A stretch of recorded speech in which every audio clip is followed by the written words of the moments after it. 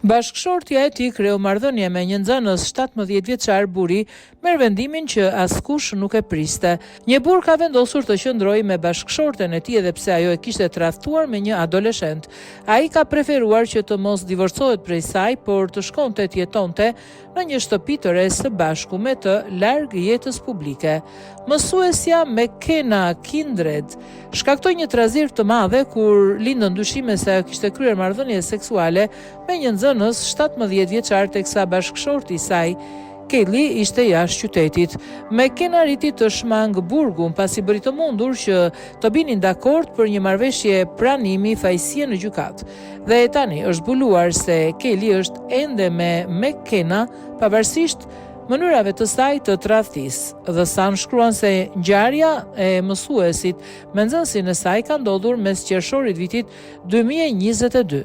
Në atë kohë mësuesja ishte 23 vjeç dhe lidhja e saj me adoleshentin u zbulua shumë shpejt pasi ky i fundit u tregoi gjithçka prindërve të tij, të cilët menjëherë ngritën alarmin. Duke paraqitur në gjykatë në mars vitit 2024, nëna e fëmijës e kishte kritikuar këtë veprim si një abuzim të pushtetit. Gjykata e lartë e qarkut Spokane dëgjoi në atë kohë se nëna ishte tërbuar, një dritë që ai mbante me vete është zbehur, duke shpërthyer në lot në dhomën e dëshmitarëve. McKenna qau me dënes ndërsa i kërkoi falje studentit dhe familjes së tij, duke shtuar se ishte thellësisht e turpëruar për atë që kishte bërë. Më vonë ajo deklarua fajtore për akuzat e ndryshuara për sjellje të pahishme seksuale të shkallës së dytë me një të mitur dhe komunikim me një të mitur për qëllime imorale. Pasi u dënua me një lirim me kusht 2 vjeçar, sim dhe me $700 shpenzime, McKenna urdhërua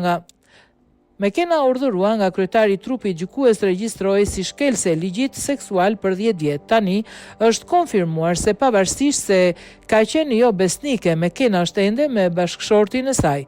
Ky i fundit zgjodhi të mos divorcohej nga gruaja e tij jo besnike dhe në vend të kësaj është vendosur në Idaho sipas të dhënave të pronës. Tani besohet se çifti jeton në kryeqytetin e shtetit Boise, ku Kelly tani punon si avokat i pasurive të paluajtshme për një firmë lokale.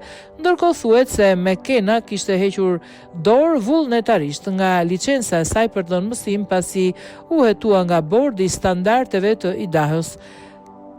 Kelly nga ana e tij është tashmë një avokat i besuar për firmën lokale Holland & Hart.